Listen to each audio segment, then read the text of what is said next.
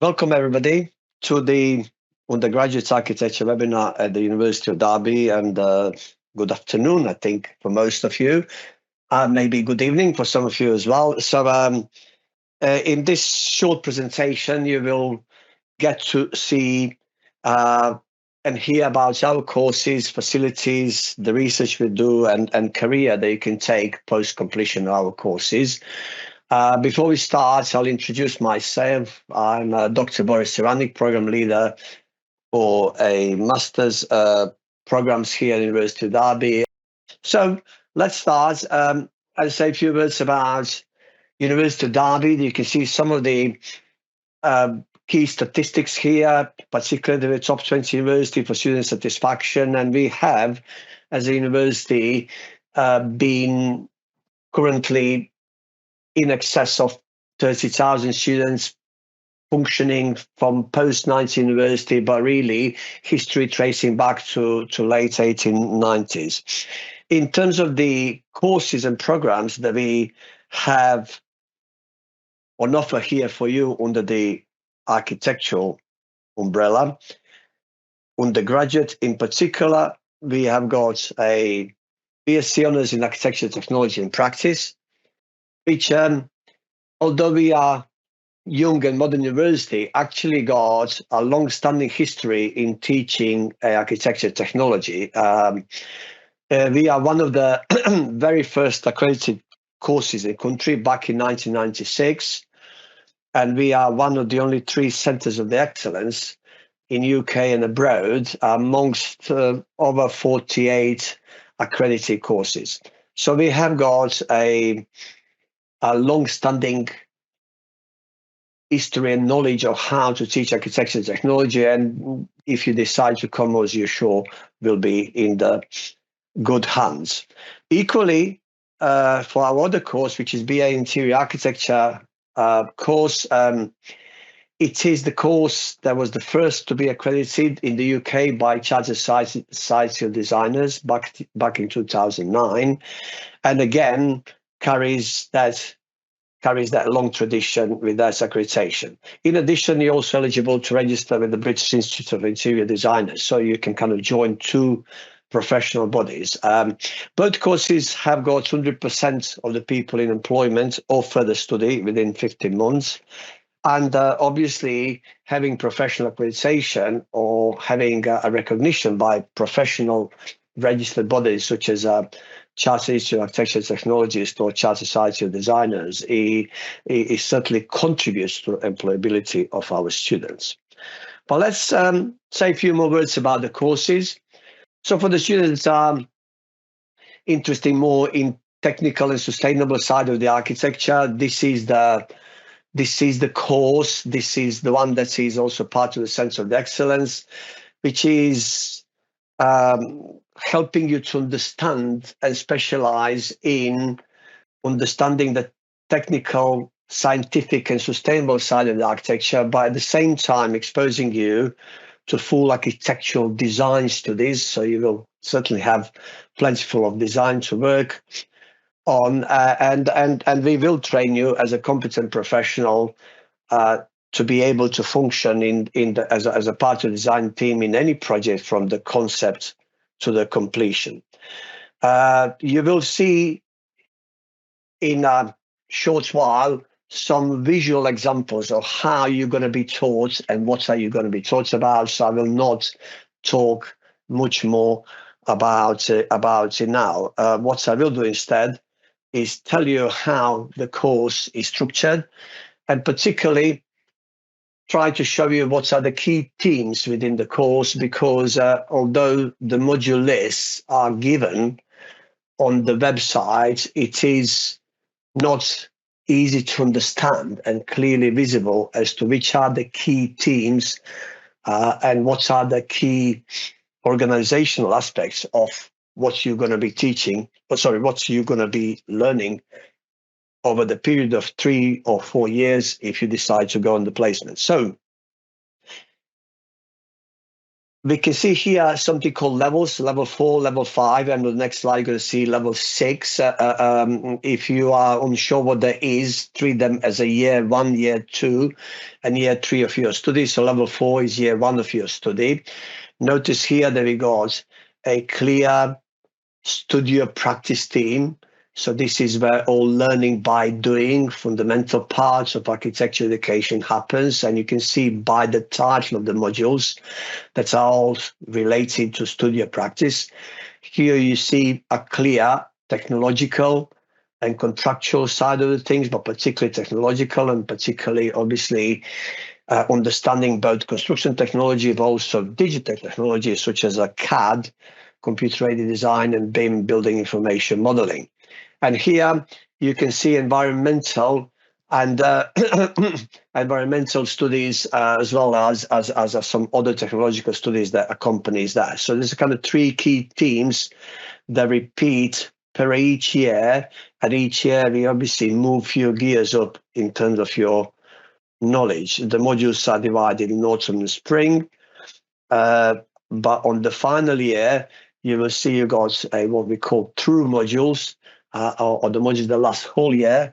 Your integrated project, which is the one that culminates with your degree show, and it is in many aspects the pièce de resistance, or cream on the top of the cake of your course, but also followed by your dissertation, and then a couple of the modules that are semester long, which either introducing you to professional practice or further advancing your sustainable and technical skills.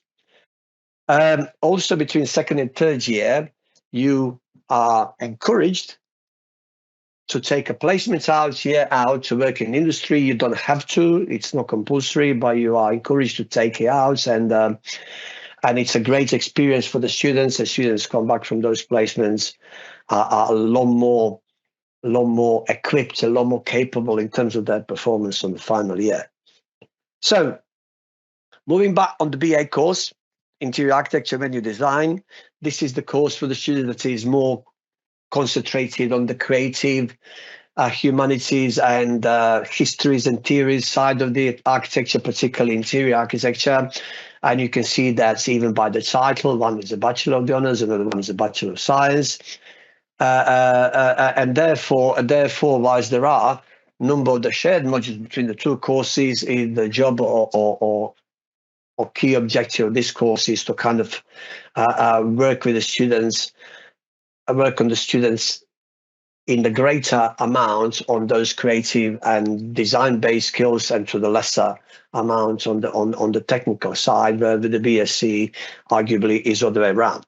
Now, often students find it very hard to decide which course they want to go for. It's very hard to make those decisions when you're 18 years old.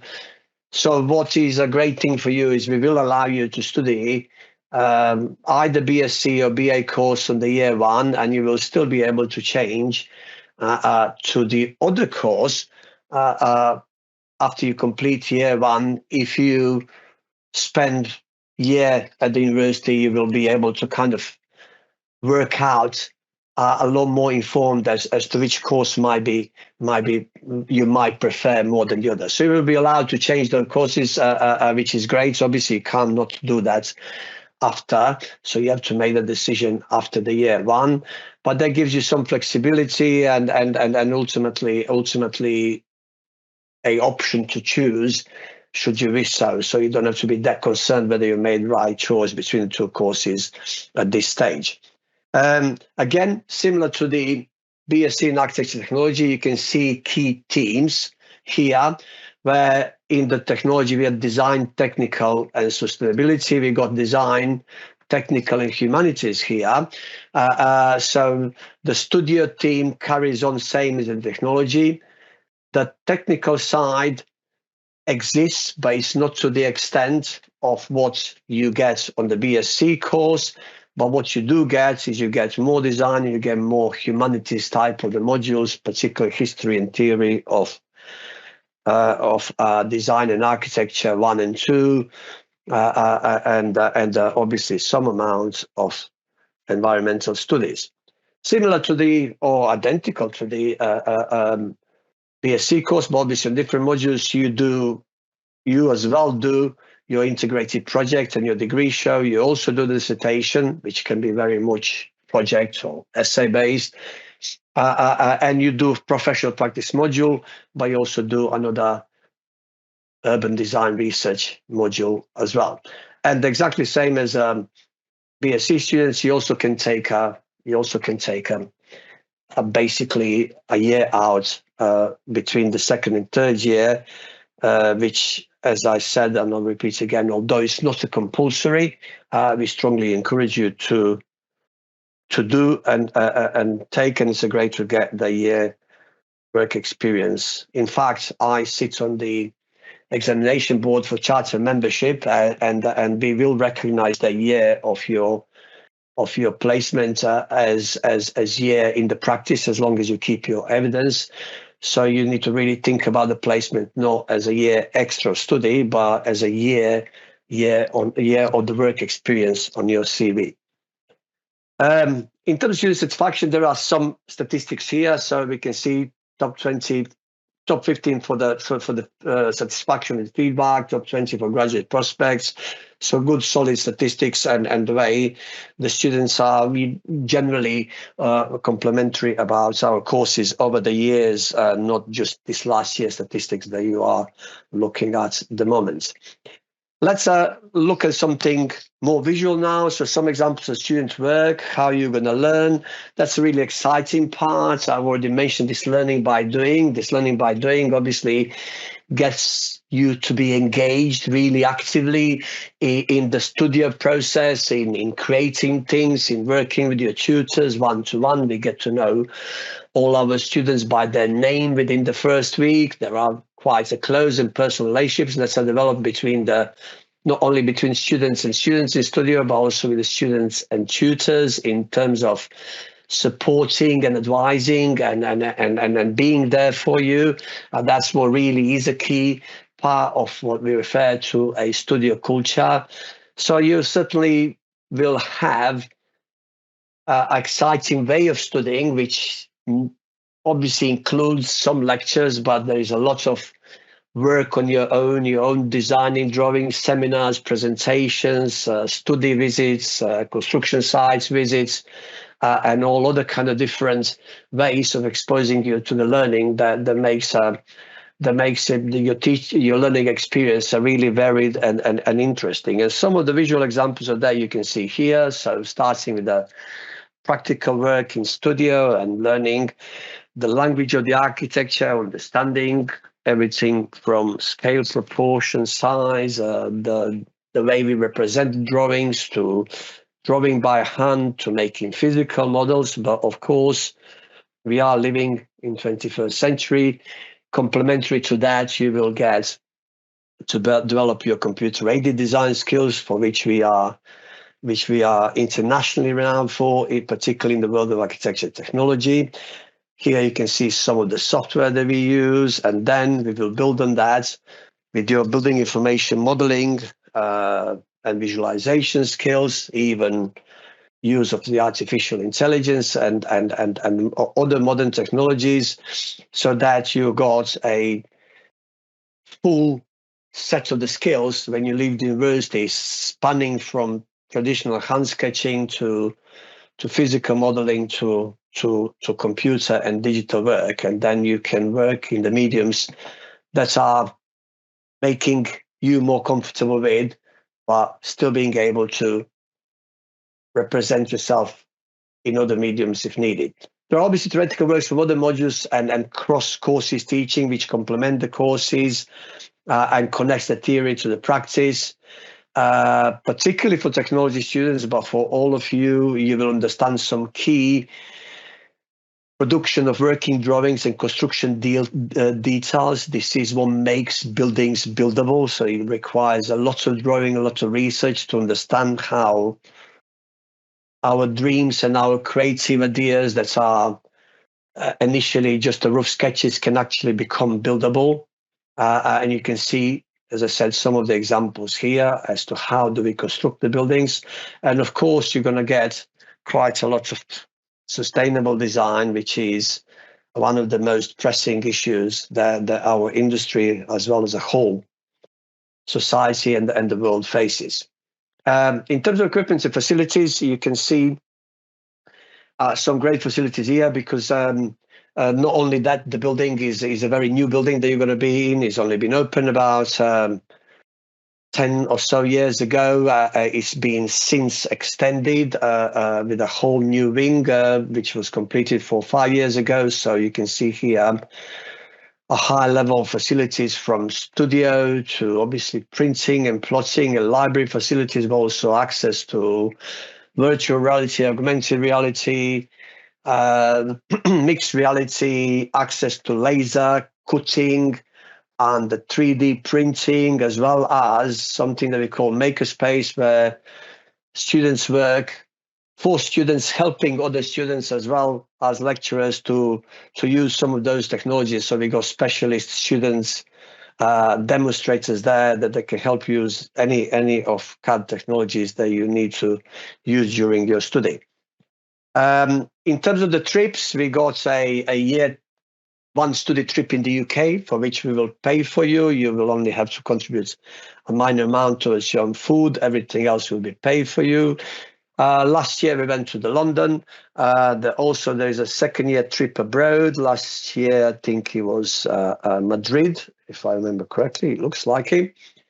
But in addition to that, you will get not only to hear from your lecturers, but also going to get to hear from many professionals, practicing designers, as well as other professional bodies that will help you understand how to design better, basically. And that, of course, includes people like Fire and Rescue, Derbyshire Services, which is obviously absolutely essential, important element of our design to understand, particularly post Grenfell tragedy, to make sure that we educate you people better, so Grenfell's never hopefully happened again.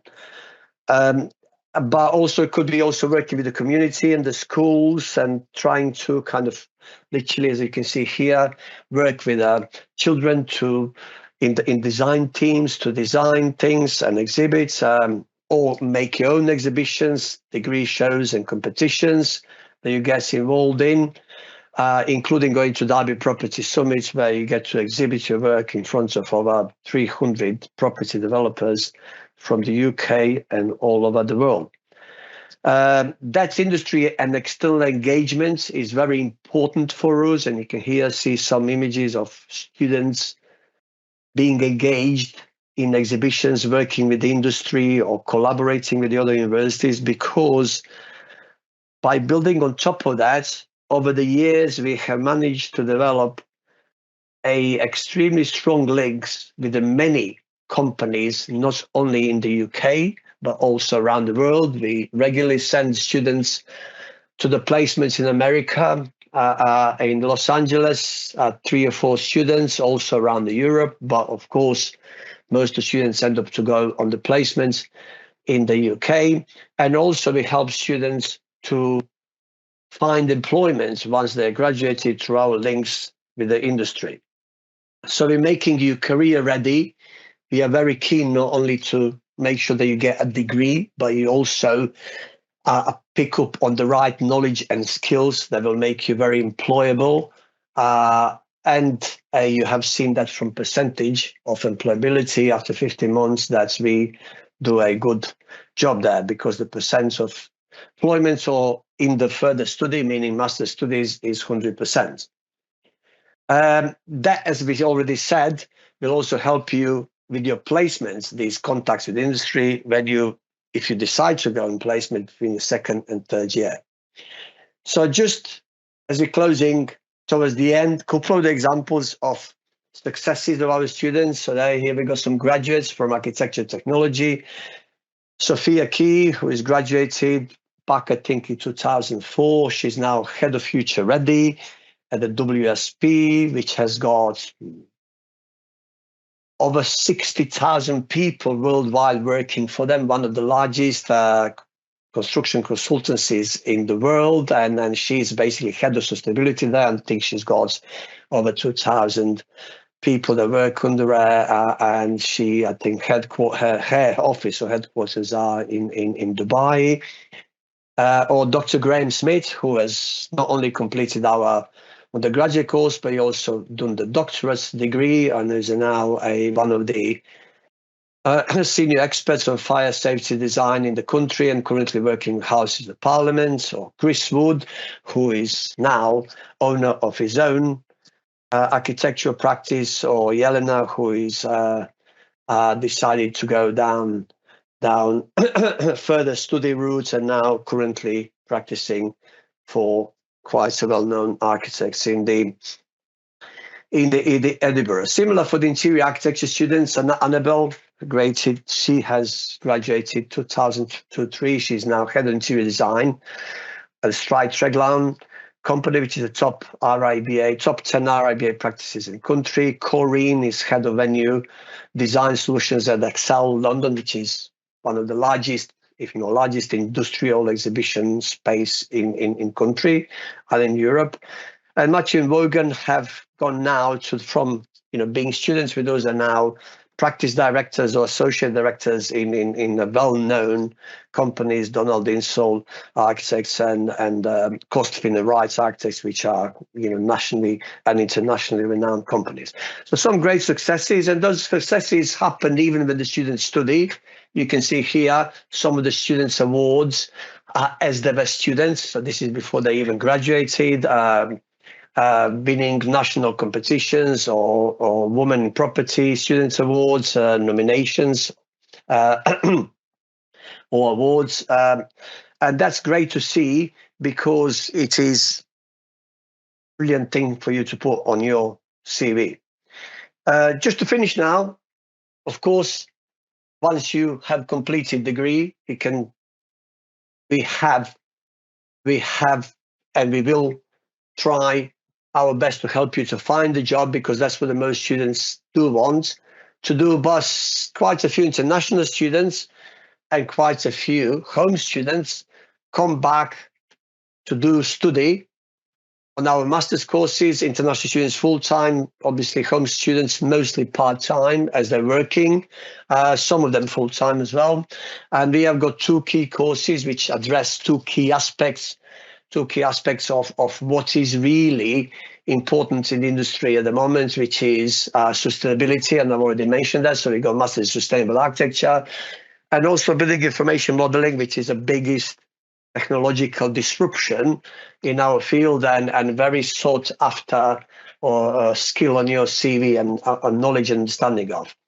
And we also take quite a bit of the research. So they got those two masters they can progress to, and later some people even progress to PhD. And as we do a lot of the research in sustainable architecture, architecture education, and energy efficient buildings, sustainable construction in general, flood control, and so on and so on. As you can see here, some of the key themes of our research. So I think that's where I'm going to finish. I hope I wasn't too long, but I hope they also gave you a good overview, a visual overview, what the courses are about, and the picture of how they are structured. Thank you all, and thank you for listening, and I hope to see you in September.